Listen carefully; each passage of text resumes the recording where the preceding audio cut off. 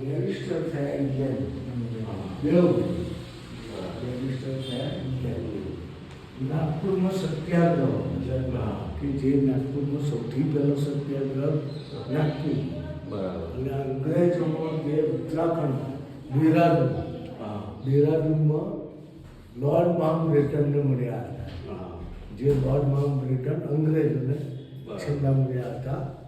અને હરિપુરા કોંગ્રેસ અધિવેશન, હરિપુરા કોંગ્રેસ સુભાષચંદ્ર બોઝ, નહેરુજી, સરદાર વલ્લભભાઈ અને ગાંધીજી સાથે મળ્યા હતા. આ ભારત છોડો ચળવળના ટાઈમ અહમદનગરમાં એમને 3 વર્ષ કારવાસ થયો.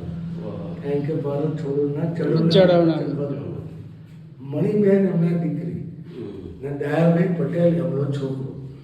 મણિબેન એમની સાથે જ રહ્યા એમની સેવામાં. અને અંગ્રેજોનો ટાઈમ વખતે લોર્ડ માઉન્ટબેટન, મોહમ્મદ અલી જીના, જે જીનાએ પાકિસ્તાન તરફ લઈ જવું અને અખંડ ભારતને જોડવું નહોતું.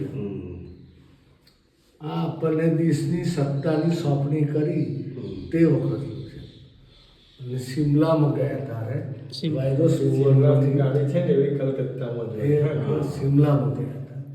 પૂનામાં એક ઝૂંપડીમાં રહ્યા હતા. ગાંધીજી, સરદાર વલ્લભભાઈ પટેલ અત્યારે હયાતીમાં આ ઝૂંપડી હજુ પૂનાવાળા વિઝિટરો કે છે. અમદાવાદ સાબરમતી આશ્રમ. વોટ્સઅપમાં તે ટાઈમે પ્લેગ થયો. પ્લેગમાં પેલું દવાની સંશોધન કે ભાઈ કઈ દવા આપણે કરવી એની મંત્રણા હતા. વચગાળાની સરકારના મંત્રીઓની સરકાર બની. નહેરુજી, સરદાર વલ્લભભાઈ, સુભાષચંદ્ર બોઝ, જગજીવનરામ અને સરદાર વલ્લભભાઈ બધાની સાથે નિવાસના પ્રશ્નોની ચર્ચા કરે છે કે દેશ માટે આપણે આગળ કેમ જપવું. અને કોલેજના કલાકારે પ્રતિમા બનાવી. મોરારજીભાઈ દેસાઈ સાથે જયપુરમાં એક સભા, કારણ કે મોરારજીભાઈ દેસાઈ અખંડ છે એનું ધ્યાન આપવાનું, કારણ કે આ વર્ષોથી ચાલે છે. આ મુંબઈમાં બની છેલ્લી એમને અંતિમ યાત્રા મુંબઈમાં બહાર પડ્યા પછી મુંબઈમાં આપી ગયા.